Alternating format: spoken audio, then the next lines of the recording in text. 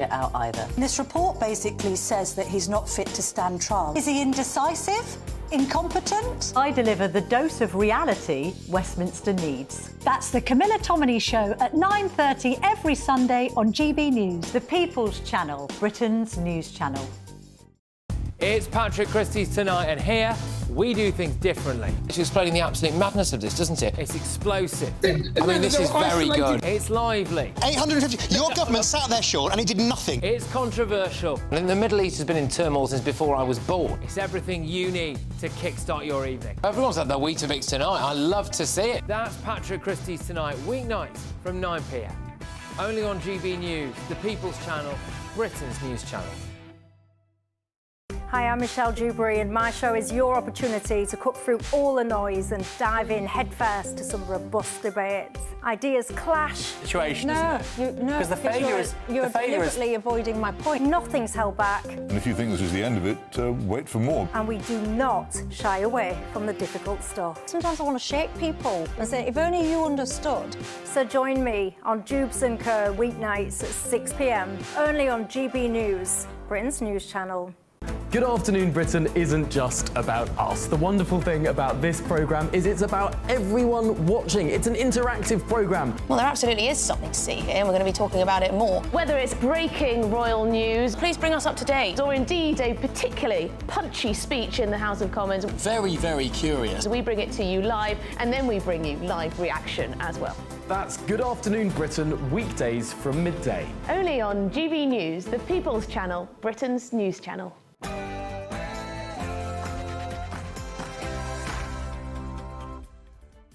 Good evening. You're watching State of the Nation on GB News Tonight with me, Matt Goodwin. On tonight's show, the tide is turning on the European continent when it comes to mass illegal migration as member states overhaul their asylum systems just as the UK softens its own. I will be speaking to the deputy parliamentary leader of the right-wing German party Alternative for Germany, Beatrix von Storch, in just a couple of minutes. Two-tier justice has been taken to a whole new level here in the UK in what is a direct attack on democracy. More sentencing guidelines have been proposed that would help illegal migrants avoid deportations. We're going to be looking at this in detail. We'll also be looking at a shock new opinion poll result today from Find Out Now that has completely torn apart the two-party system. You're going to want to look at these results. Plus, we'll be looking at the nationwide Ponzi scheme that is mass migration, as a parliamentary committee has told the UK needs to compensate for our collapsing birth rate by relying on more migration. We're going to be talking tonight to the UK's leading academic demographer, Paul Morland. He's going to join me in just a few moments. That is State of the Nation Tonight with me, Matt Goodwin, starts right now.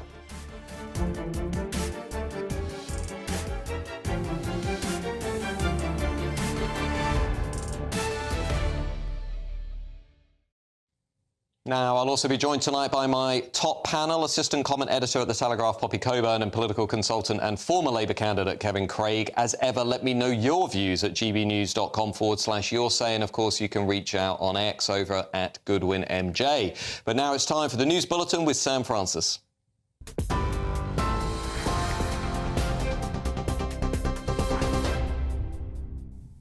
Matt, thank you very much, and good evening to you. The top story tonight at 8. The Prime Minister says sanctions on Russia must be increased, not weakened, to force Putin to the negotiating table.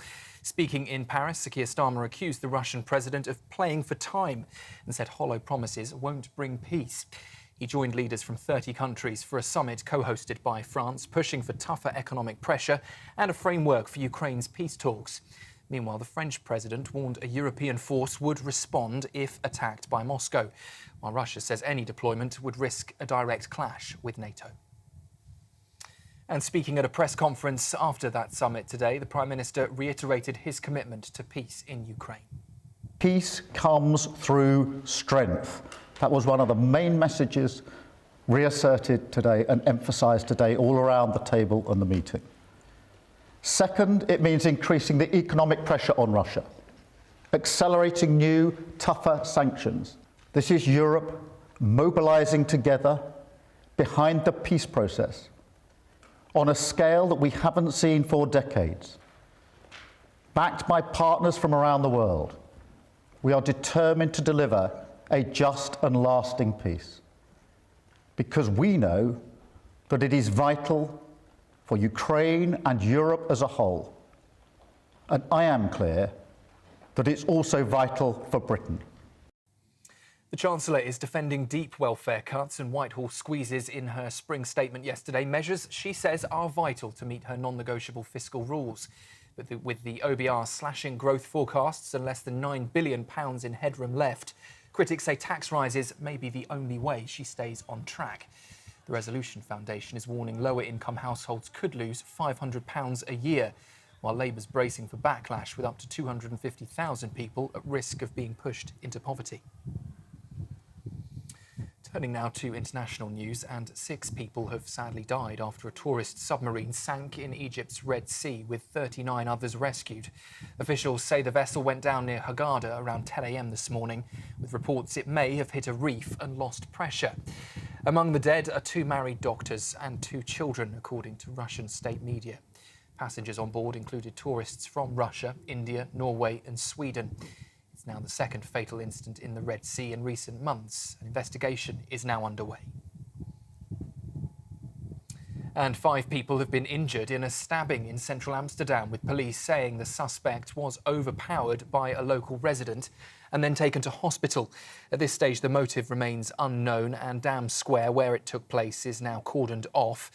Witnesses described screams, panic and seeing people running, with one saying he saw a knife in a girl's back. Police haven't confirmed the victims' identities at this stage, and authorities are urging anyone with footage to share it as possible evidence. Those are the latest headlines for now. I'll be back with you at 9 o'clock. Now, though, it's back to Westminster. For the very latest GB News direct to your smartphone, sign up to News Alerts by scanning the QR code or go to gbnews.com/alerts.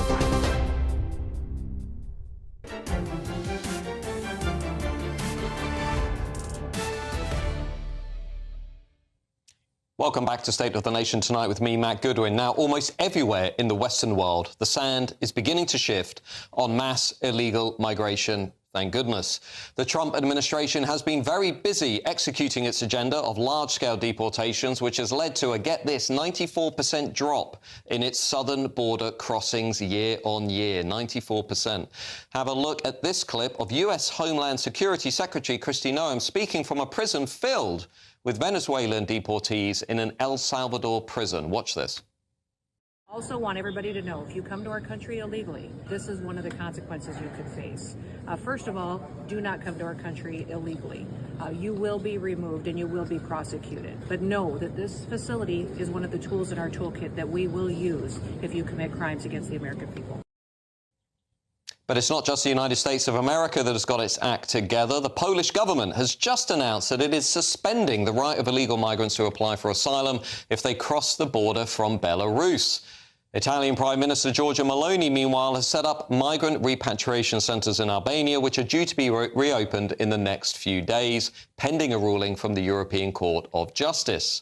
Even Germany's new coalition, which is made up of centre-right and centre-left parties, is making headway for a deal on a much tougher migration policy, including making it easier to detain and deport illegal migrants and foreign criminals. And even now, the European Union, the institution that above all represents open borders and neoliberalism, is now proposing a common European system for returns, aiming to streamline and improve return procedures across the European Union. It seems just about every country in the Western world is waking up and coming to the understanding that electorates have had enough of mass illegal migration. That is, everyone except for the United Kingdom. Within the last week alone, more than 1,500 illegal migrants have arrived in 29 boats, breaking our laws and making a mockery of our claim to be a self-governing, independent, sovereign nation. More than 6,000 have come into the country since January the 1st. That's up 40%, by the way, on the same time last year. Since Labour took power, the number is now 30,000 people crossing in those small boats. And since 2018, shocking number, 157,000 illegal migrants have broken into our country.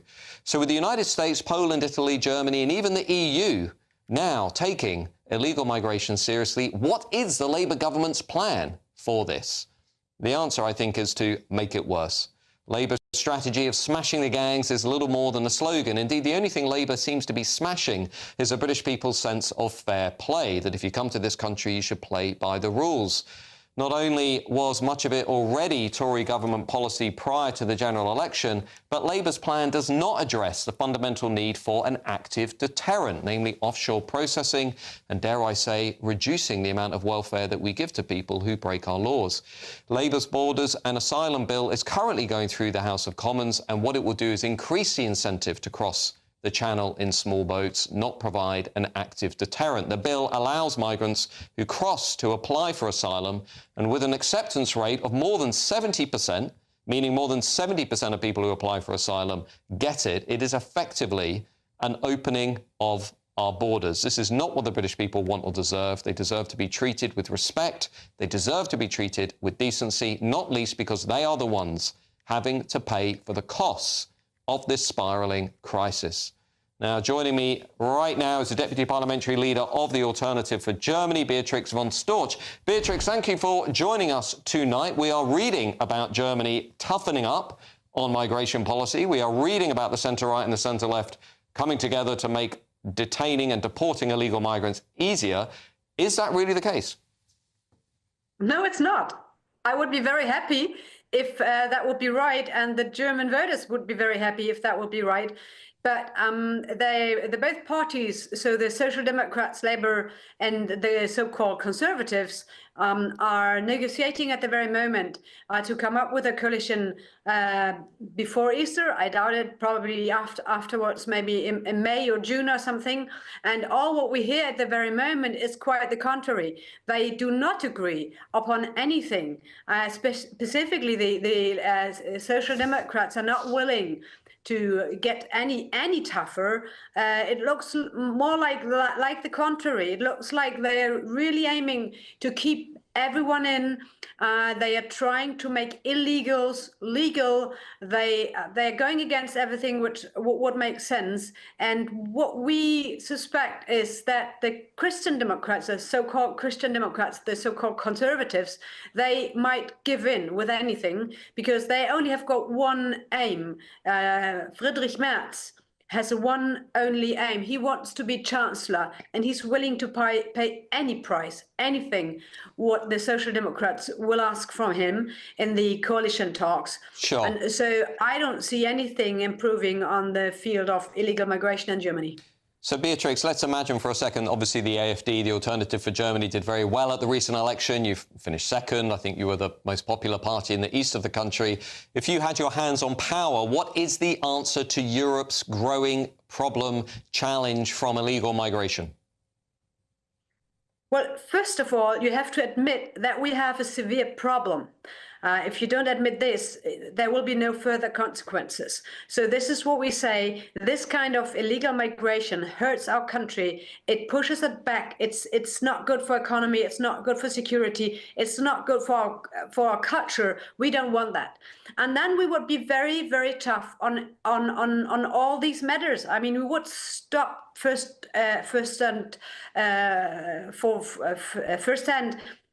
thing to do, close the border, stop anyone else to come in illegally any longer. It doesn't make any sense if you try to, fly out some people who are illegal in your country when you don't close the border to make sure that they will not re-enter 2 days after they have left. So close the border and then get rid of all those people who are illegal in our country. And then be very, very tough on those who are still legally here, but where their legal papers have to, or their legal stance has to be checked. Sure. Whether or not Beatrix, they can stay in our country. if I can, in Britain we're having I think a vibrant debate about our membership of the European Convention on Human Rights. Many people arguing we need to leave that in order to be able to stop the small boat invasion which is happening on our southern border. Is that featuring at all in Germany's debate? Is it actually time that we deal with the legal architecture that surrounds this issue of migration? I would say yes and no.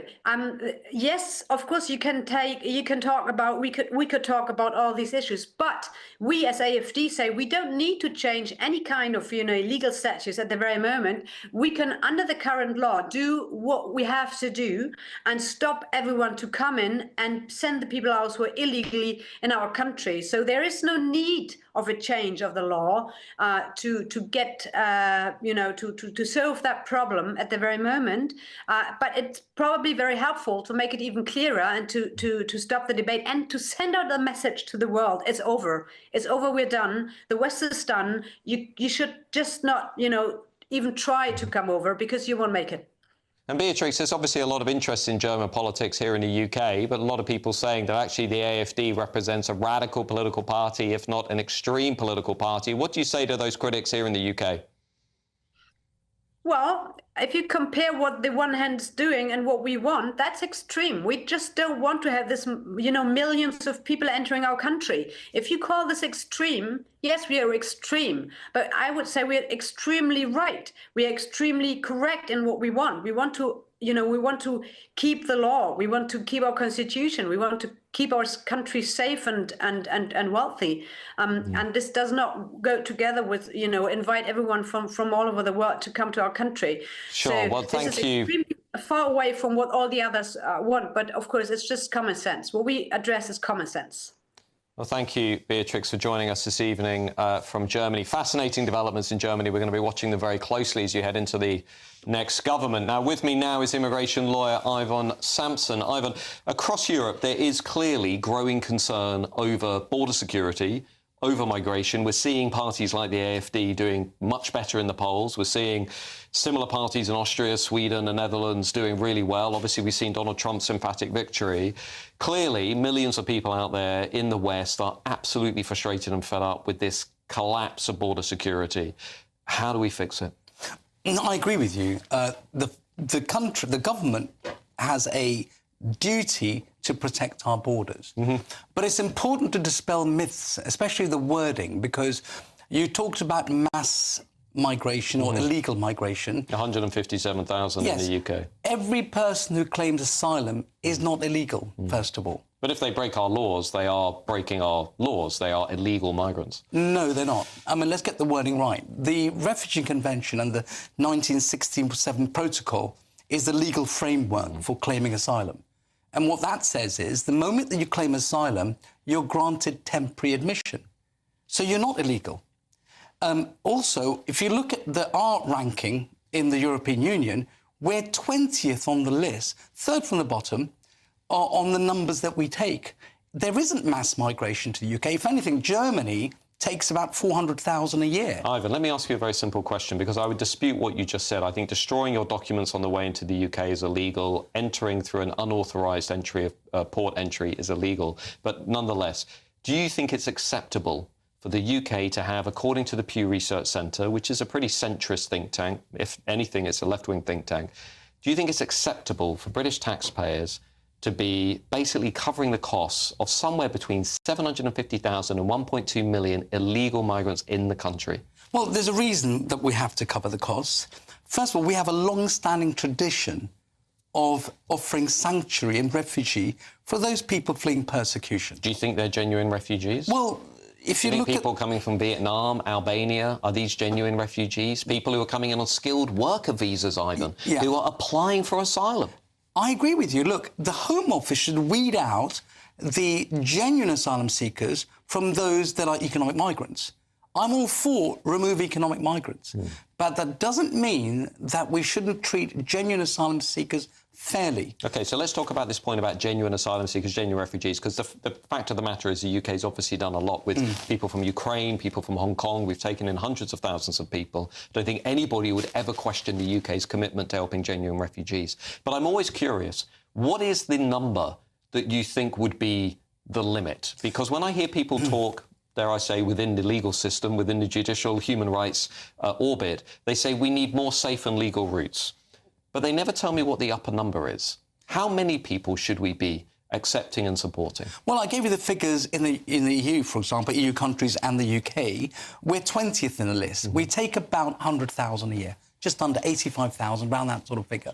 Now, of those, 70% are deemed to be genuine refugees. Now, in France, Italy and Spain, the success rate is about 35%. So if I'm a refugee, where would I like to claim asylum? Yeah. I'm not going to go to Spain or France, Italy. Absolutely. When there's a 2/3 chance, then we should celebrate the fact that we uphold our international treaty obligations. Or we should be deeply concerned by the fact that the Home Office is actually approving 2/3 of claims coming from people who have arrived on small boats and breaking our laws. The Home Office is no friend of asylum seekers. I deal with the Home Office. And the starting point is, how do we refuse you? So that's simply not true. They are not just rubber stamping asylum applications. So of all people who have applied for asylum when they've come on the small boats and they've got an initial decision, upwards of 2/3 of those people are approved. Now, what that means is we are effectively putting a big flashing neon sign on the White Cliffs of Dover saying, irrespective of whether you are respecting our rule of law or not, we will allow you to stay. If you can land on a beach in Kent, we will basically let you stay. No, I agree with you. Look, we should stop people coming across the channel. So leave the ECHR, reform the Human Rights Act, remove welfare, and have an active deterrent. There's not a single asylum seeker who comes across the channel who even knows about the ECHR or their rights under the... So why did the numbers start to fall when people heard about Rwanda? Why did numbers start to fall when people began to realise that actually the UK might be about to have an offshore processing centre? Look, the research done on it is simply dispels all of that. The reason numbers fall is because of bad weather. That's the reason we have numbers falling. And when there's good weather, guess what happens? The numbers increase.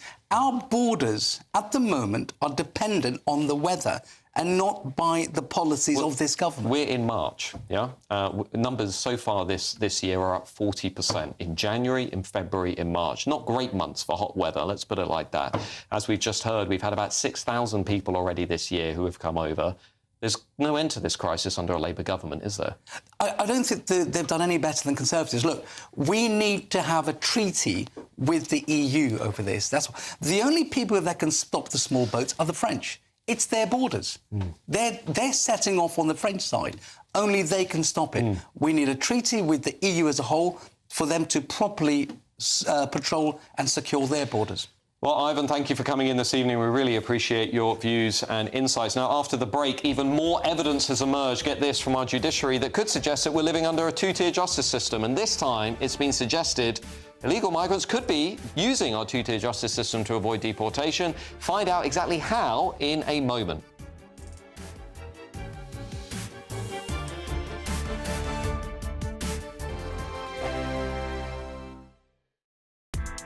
Join me, Nana Akwe, for an informative, interactive news programme with a difference. It's fun. No, he didn't say that, Dave. I'm so surprised. I think there's an element of truth to that. Join me from 3 p.m. every weekend, only on GB News, Britain's news channel. This is GB News, Britain's news channel. Because we've got this Snow White premiere. What's going on with it? I've been hearing about this Snow White film for about 2 years, and it doesn't seem to be good news in the headlines. No. I mean, it's quite unusual for a kids' film to get so much controversy, but it has been sort of dogged by sort of bad headlines and bad press for quite a long time. And then in the sort of immediate run-up to its release, it looks as though they've sort of scaled back a lot of the promotion to sort of avoid more controversy, but that in itself is creating headlines. I mean, We're seeing some of the trailer now for anyone watching it on TV. We've seen some of that. I must say, when I watched the trailer, I wasn't particularly impressed by it. Well, I mean, some of the Disney live actions have been brilliant and some of them have been less good. I mean, I sort of think any press is good press. I mean, more people are aware that the film's coming out now than would have been if we hadn't had all this bad press. And I suspect that, I mean, people who are going to go are people taking their kids. And the kids aren't bothered about what one of the actresses has said or whether the dwarves are real or CGI. Like, I think it'll probably do very well. I think it depends whether it's any good, really. I think that's the most important thing. I think the negative sort of press and controversy around it probably isn't going to have a massive factor in the takings. What does scaled back mean in terms of the premiere? What does that actually, how will that look? So a lot of films will have a big premiere in Leicester Square. That's the sort of like, I guess in Europe, the sort of HQ for premieres, and you get a lot of, you know, the world will jet in to cover that. Whereas this has had a sort of quite a small scale premiere in northern Spain in a castle. So it kind of looked quite grand, but it was on a very small scale. So, and there haven't been as many interviews and things like that with the cast, I think, because of everything that's happening. So it has been scaled back a bit. But I mean, like, we're talking about it now, so it's working, whatever they are doing. GB News, the People's Channel. We're proud to be GB News, the People's Channel, and as you know, we always love to hear your views. Now, there's a new way of getting in touch with us at gbnews.com/yoursay. By commenting, you can be part of a live conversation and join our GB News community. You can even talk to me, Bev Turner, or any of the members of the GB News family. In the GB Newsroom, we bring you the news as it happens. With our team of dedicated journalists across the UK. We're ready to keep you up to date with what's happening every half an hour, every single day. Bulletins here on GB News, the People's Channel, Britain's news channel.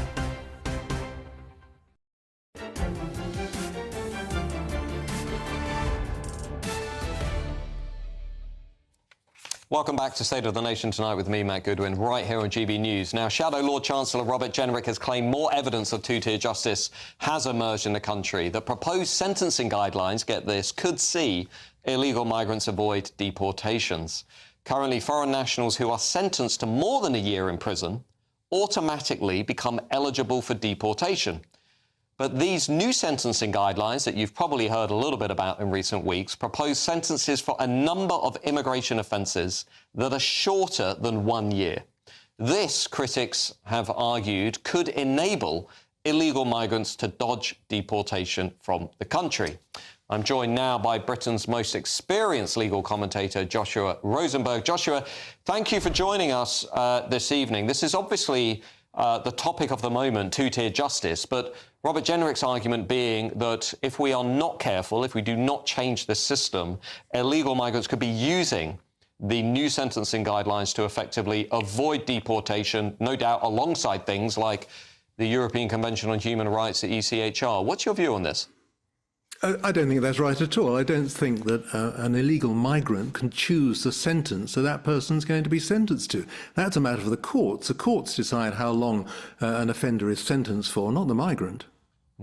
So Robert Jenrick's argument being that if the illegal migrant is given a sentence of less than a year, in fact, we have had a case recently, I think an Iranian asylum seeker who entered the country illegally 3 times, then came back for a 4th time and was given a sentence of less than a year for producing cannabis, for basically building a cannabis factory.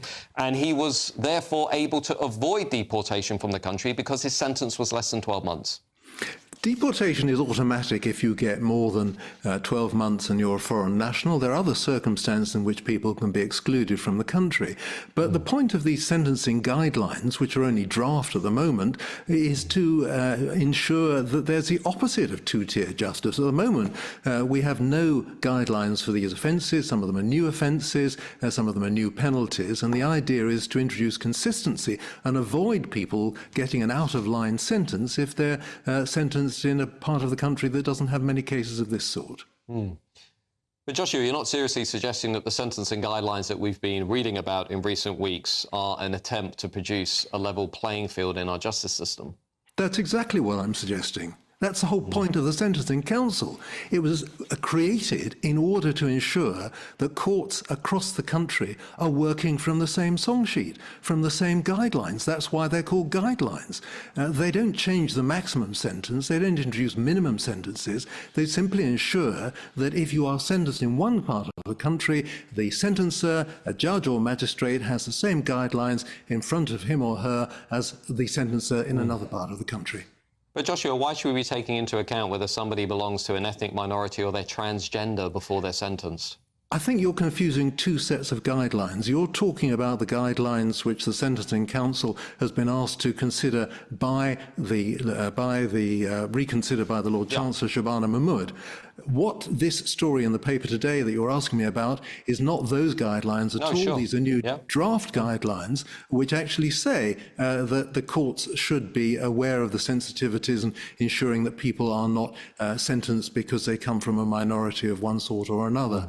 And these are only draft guidelines. They're entirely separate. They haven't been approved. They were put out for consultation last year, and the consultation period ended last June before the election.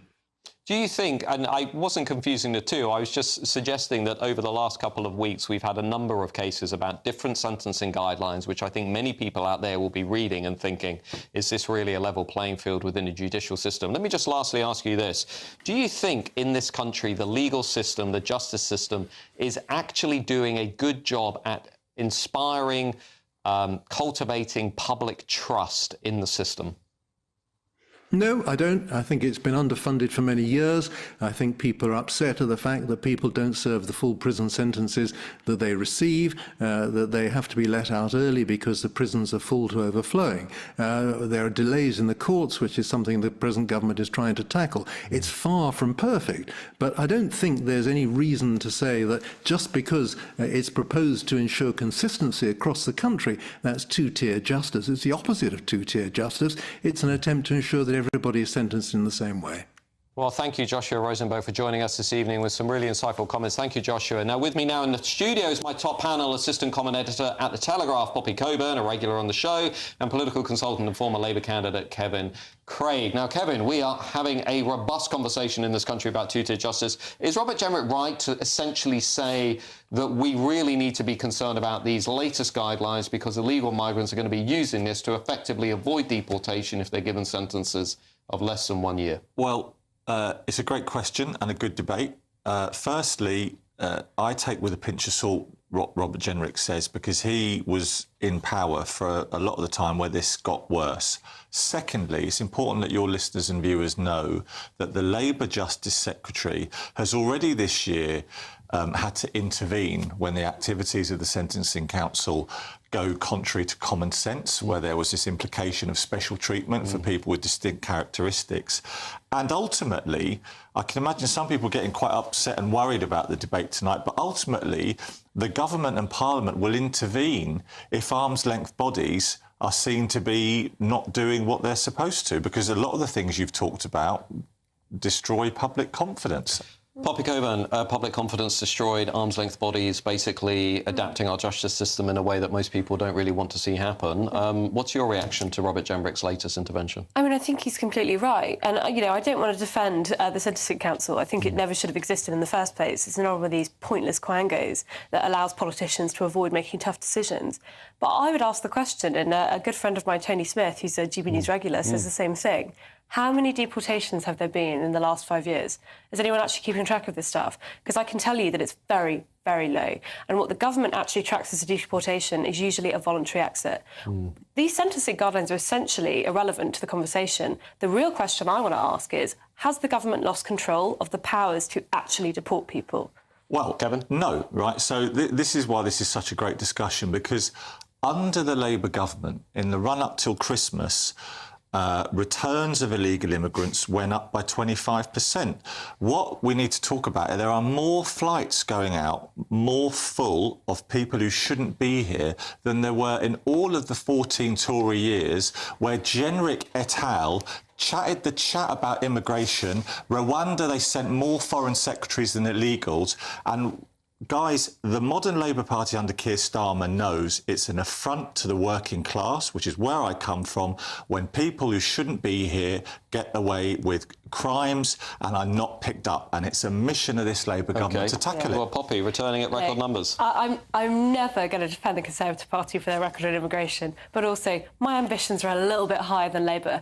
Matt Dathan actually went through some of the statistics about these voluntary returns. Most of them, they were voluntary. They were not actually arresting people and forcibly removing them from the country. That number is vanishingly small because it's actually difficult to do that. But they're illegal immigrants, right? No, I agree, but let's also get here to the sentencing guidelines. guidelines, right? Who do we want to leave the country first? Yeah. Dangerous criminals, rapists, drug dealers, murderers, people who've been assaulting people. Yeah. Those are the people that we can't get to leave. In fact, the worse crime that you commit, the more difficult it is to remove you from the UK. What kind of system is that? Okay, let's talk about numbers. What, 7,000 have been removed? 9,000? How many have come over illegally as of today? 157,000? Well, Come on, Kevin. listen, let's be real with people. Well, the stat before Christmas is that basically removals were up by 25%. Yeah, but right, raw compared to numbers. before. Let's talk raw numbers. I don't know what the raw number is, but what I do know is that the government and Yvette Cooper, and you referred to it earlier, the bill going through Parliament, there's a load of measures in there because the government knows. There's three reasons, right, why the Labour government got in, OK?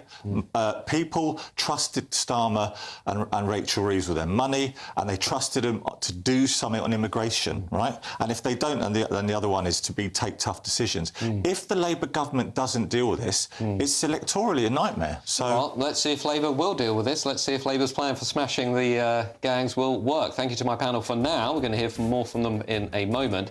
We're going to be looking at a shocking new opinion poll result today from Find Out Now, a reliable pollster, that shows the two-party system has been completely torn apart. We're going to be talking about that in just a couple of minutes, alongside a top demographer on should we choose mass immigration or should we choose boosting birth rates. See you in a couple of minutes.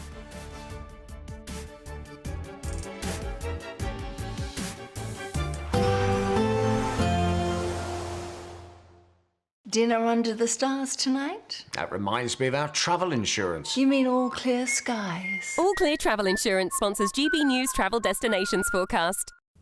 Heavy showers and thunderstorms moving their way eastwards across Europe, affecting regions around the Adriatic Sea. But there is some sunshine in places. The odd shower affecting Madeira and Tenerife. But after all the heavy rain from the beginning of March, Portugal, Spain seeing a much better week with plenty of sunshine on offer. But moving our way eastwards, these are going to be where we see those heavy showers and thunderstorms affecting the Adriatic Sea coasts and also Greece. But we'll see a steady improvement as we head into next week. But the best of the temperatures across Tenerife. All Clear Travel Insurance sponsors GB News travel destinations forecast. Good Afternoon Britain isn't just about us. The wonderful thing about this programme is it's about everyone watching. It's an interactive programme. Well, there absolutely is something to see here, and we're going to be talking about it more. Whether it's breaking royal news, Please bring us up to date. or indeed a particularly punchy speech in the House of Commons, Very, very curious. we bring it to you live, and then we bring you live reaction as well. That's Good Afternoon Britain, weekdays from midday. Only on GB News, the People's Channel, Britain's news channel. Join me, Camilla Tominey, for a frank and honest discussion with those in power that cuts through the spin and gets to the heart of the issues shaping our nation. You haven't confirmed that you want to stand as leader, but you haven't ruled it out either. This report basically says that he's not fit to stand trial. Is he indecisive? Incompetent? I deliver the dose of reality Westminster needs. That's the Camilla Tominey Show at 9:30 every Sunday on GB News, the People's Channel, Britain's news channel.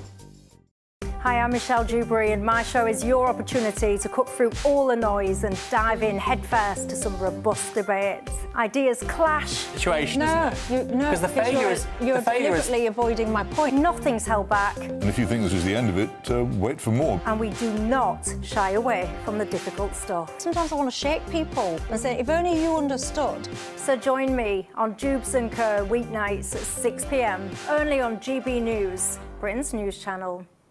Exciting news. Every Friday, my Patrick Christie's Tonight Show is going to have a twist to it. We're welcoming some special guests. You. That's right, on Fridays I'm going to be doing my show in front of a live studio audience because this show is about you and what you have to say. It's going to be the same big debates, same big topics, same big opinions. But every Friday night at 9 p.m, you are invited to come on down to Patrick Christie's Tonight to be a part of the action. Only on GB News, the People's Channel, Britain's news channel. The pride for Britain. At GB News, we celebrate what makes this country great. In our new Royal Newsletter series, you can join me, Cameron Walker, for Inside the Palace, an exclusive look every week that takes you beyond the gates and brings you the very latest from those at the heart of the monarchy. Never miss a royal moment again. Sign up now. Go to gbnews.com/royal newsletter and get the latest straight to your inbox. Mornings don't have to be tiresome, especially if you have the right company. Wake up to news as it happens, opinion and debate, and of course, a little bit of entertainment too. Because when the kettle's on, we're on. That's Breakfast on GB News, a show worth waking up for. Every morning from 6 a.m. Only on the People's Channel, Britain's news channel. We'll spread the news, you spread the word.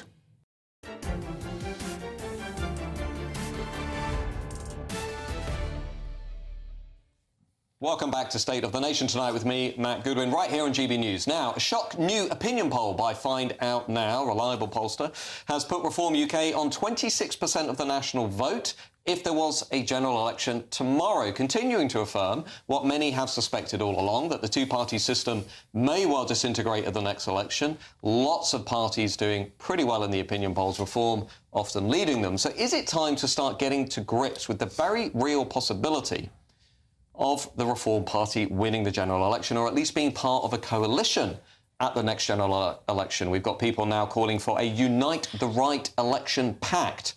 We're going to be discussing that right now with my top panel, assistant comment editor at The Telegraph, Poppy Coburn, and political consultant and former Labour candidate, Kevin Craig. Kevin, 26% of the national vote today. Reform is obviously a serious presence. The Labour list website last week had a poll of Labour members. They said Reform, not the Tories, are the main threat to the Labour Party in the next election. I've looked at the most favourable Reform seats. I think 2/3 of them are Labour-held seats in the Midlands, the Red Wall, Wales. This is quickly spiralling into quite a big problem for the Labour Party, is it not? Well, Labour are definitely... There's a party political broadcast out today, which folks might have seen, which is... It's not seen that yet. It's a very aggressive Labour ad against Nigel Farage and his policies on the NHS. So, obviously... Same odd stuff, yeah. Well, you know, you say that about all the parties, but it's obviously Reform... So they're rattled? Well, rattled, yeah. I mean, Reform are an energetic party. My general election, most of my campaigning was in the east of England, and the energy, I've said this before on this channel, the energy and a lot of the young people were Reform voters, you know, many of them. Well, they're more popular than the Tories among younger voters. Yeah, the Tory party is basically on its last legs. The membership are they're all, you know, of a certain age. They are a legacy party, I think. So Labour... you can't forget also the centre and the left. Like, you know, who would have thought in 2025 there are no Tory MPs in Oxfordshire? That's how wild. That's a fact. So you can't overdo it. But, yes, Labour has to make sure it's talking to the working class of this country.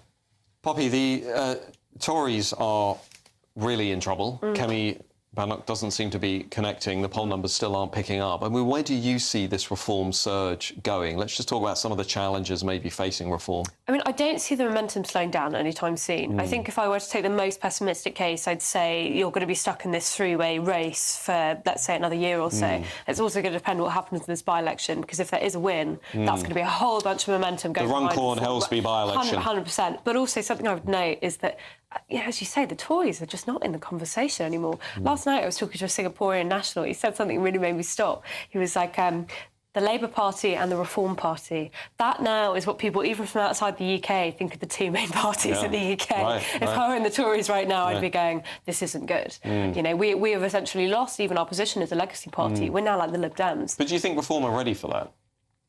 I think it's very difficult to go so quickly from being a kind of outsider, populist, insurgent party to being the party of the right and potentially a party that's going to form majority government. And to be honest with you, they haven't had the time yet, but they've got a few years now, so we'll see. My hunch, Kevin, is that Reform are picking up a lot of support from people who are simply saying none of the above. If you look at who's voting for Reform, they're picking off about 1 in 4, 1 in 5 people who voted for the Tories last year. They're also picking up about 20% of people who voted Labour or Lib Dem. So they've got this kind of curious coalition, which makes me ask the question, this Unite the Right stuff, all you really need is a pact between the Tories and Reform. Well, what happens to all the non-Tory voters who are now voting Reform because they say, I want a none of the above party? So Labour's job, and Labour, if Labour people are being honest with you, then they'll say that there have been some big mistakes in the first 8 months, you know, the way the whole winter fuel stuff was handled. Not to mention the freebies. Lord Ali. Yeah, but Lord Ali is a really nice bloke. You want to compare Labour freebies to what happened under the last 14 years, let's do a whole programme on that. But people need hope. They need to believe that politicians have integrity. And until people lose some of their cynicism, it will benefit Reform as an insurgent party. But let's not forget, Reform have yet to show that they can control and run a party with more members than the average family-sized car, OK? Morgan McSweeney, obviously Keir Starmer's chief advisor, you know, he's probably more from the blue Labour type school. Yeah. I'm sure there are people like that urging the Labour Party to perhaps lean a little bit into some of the right on cultural issues. Is that the way the Labour Party are going to move? Sensible Labour, yes, because sensible Labour know that people just want to feel better off. They want to feel that this country's patriotic. They want to feel it's sensible. Yeah. So lose some of the more extreme ideas. Sensible Labour. So what have we got now, I wonder? So, Poppy, what do Reform need to do to go from 26 to 32? You need 32% to win a majority in this country, basically. How can they get up to that next tier? Well, I think some of this stuff is going to be out of their control. I think the Labour Party is going to continue to struggle, partly because of policies that they've pursued, partly because of things out of their control. Like, I would ask you the question, do you think Britain's going to get any better in the next 4 years? No. Well, there you go. There you go. There's your answer. Well, a full majority there for you. Of course and of course, if you're a populist party, you're going to benefit from that as well. But if they do well in these local elections, if they get that momentum behind them, if they keep hammering a message, we are fresh, we are change, we are not like the two parties that have come beforehand, they're just going to win. Well, thank you to my panel. I think actually Ipsos Mori, the Pulse, has asked that question recently and found only 14% of people out there are feeling better under the current government. Now, after the break, I'll be speaking to the UK's foremost demographer. You're going to want to hear this debate, Paul Morland. He's been on the show before. He's written a number of books, some seminal books. As Parliament is warned that the country needs more mass migration to compensate for our declining birth rate, is there actually another way through our demographic crisis? Paul's got the answer. I'll see you in a couple of minutes.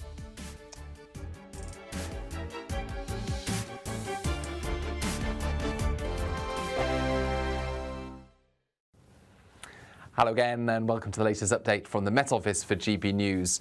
A brief spell of more unsettled weather to come over the next couple of days before the fine weather returns from Sunday. Rain moves through, followed by showers, and it's going to feel cooler, although with some sunny spells in between the downpours.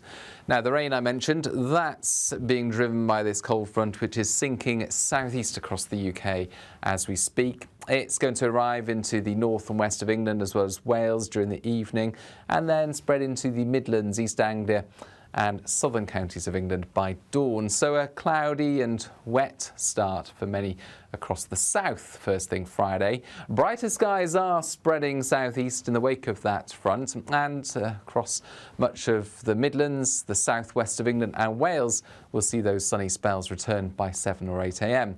But the rain will take a bit longer to clear from East Anglia and the southeast.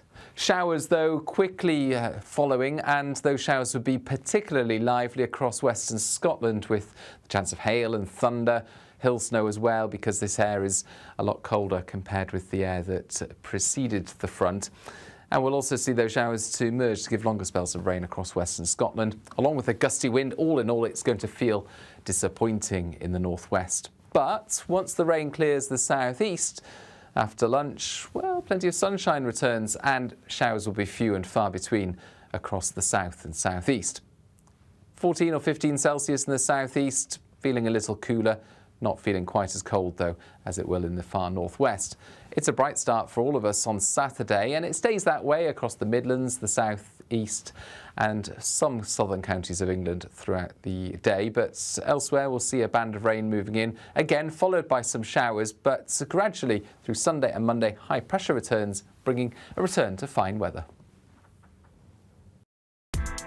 Join me, Nana Akwe, for an informative, interactive news programme with a difference. It's fun. No, he didn't say that, Dave. I'm so surprised. I think there's an element of truth to that. Join me from 3 p.m. every weekend, only on GB News, Britain's news channel. Headliners on GB News 11 p.m. every night. It's got 3 top comedians going through the next day's newspapers so you don't have to read them, which is great. It's a good point. He's lying. I mean, maybe he's not lying. That's Headliners every night from 11 p.m. and 5 a.m. as well on GB News, Britain's news channel. We're proud to be GB News, the People's Channel, and as you know, we always love to hear your views. Now, there's a new way of getting in touch with us at gbnews.com/yoursay. By commenting, you can be part of a live conversation and join our GB News community. You can even talk to me, Bev Turner, or any of the members of the GB News family.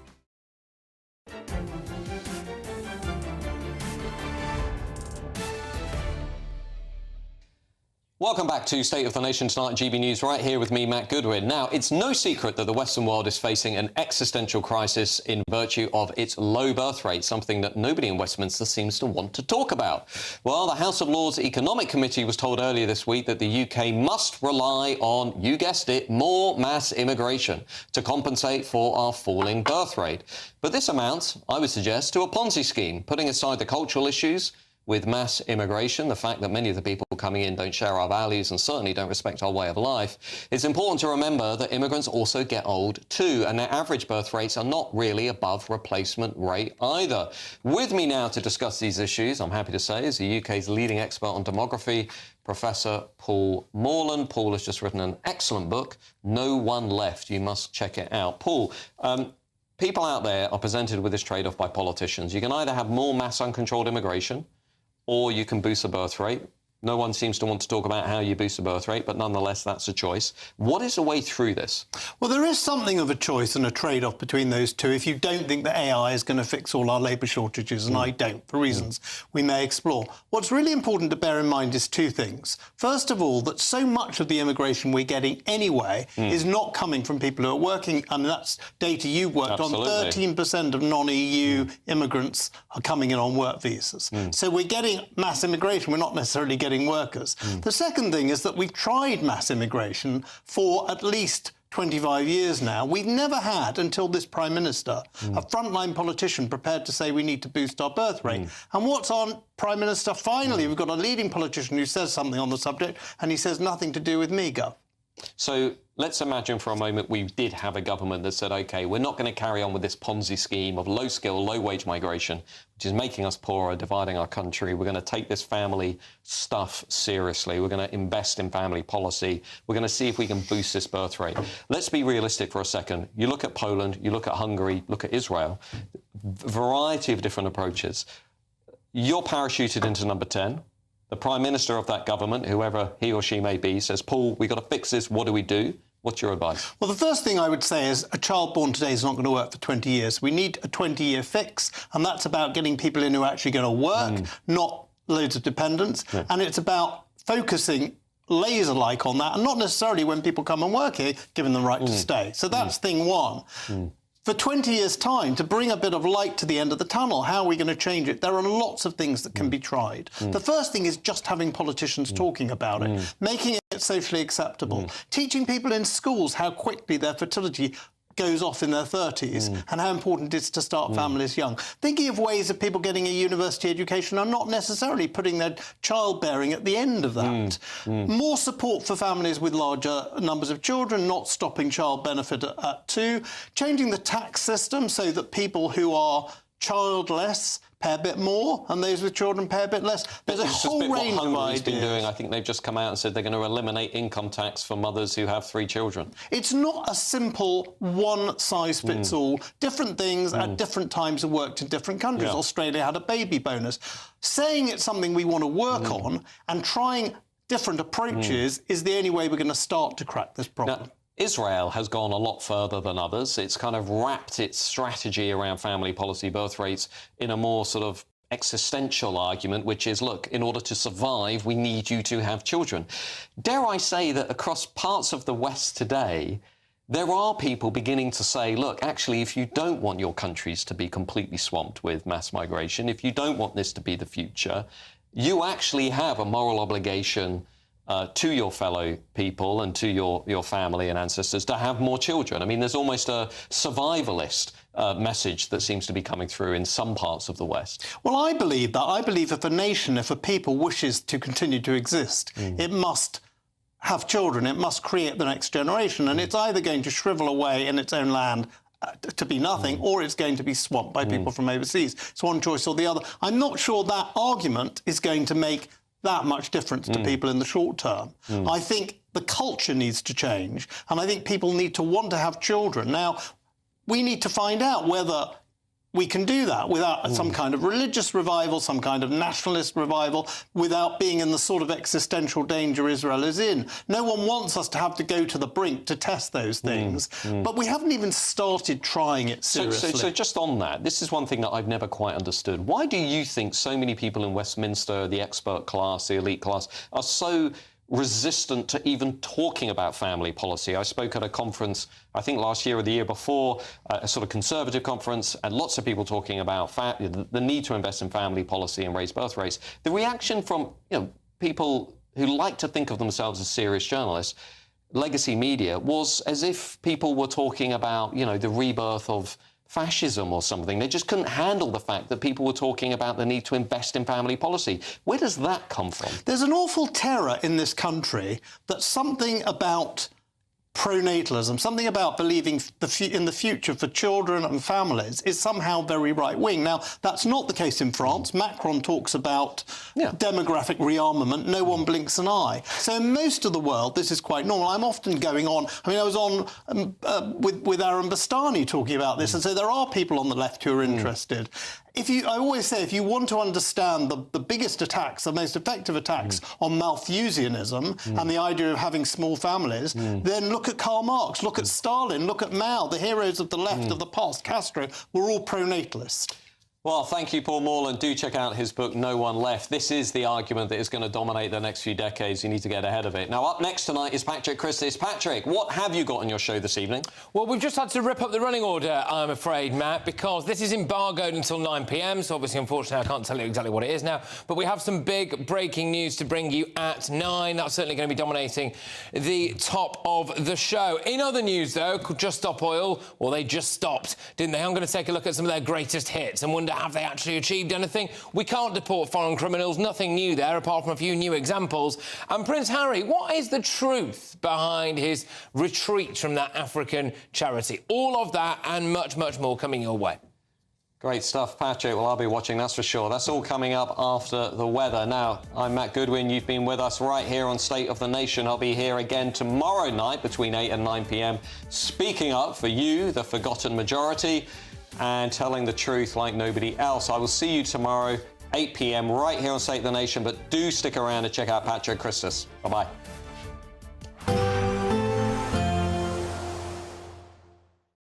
Expect a warm front, moving from the kitchen right through to the rest of the house. Boxed Boilers, sponsors of weather on GB News. Hello again and welcome to the latest update from the Met Office for GB News.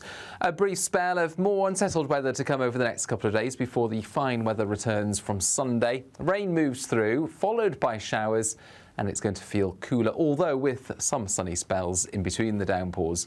Now, the rain I mentioned, that's being driven by this cold front, which is sinking southeast across the UK as we speak. It's going to arrive into the north and west of England, as well as Wales during the evening, and then spread into the Midlands, East Anglia, and southern counties of England by dawn. So a cloudy and wet start for many across the south first thing Friday. Brighter skies are spreading southeast in the wake of that front, and across much of the Midlands, the southwest of England and Wales will see those sunny spells return by 7 or 8 a.m.